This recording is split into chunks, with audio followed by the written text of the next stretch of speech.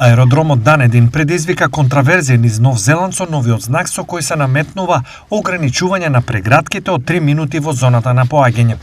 Се додава за подолго збогување користете го паркингот, пренесува CNN.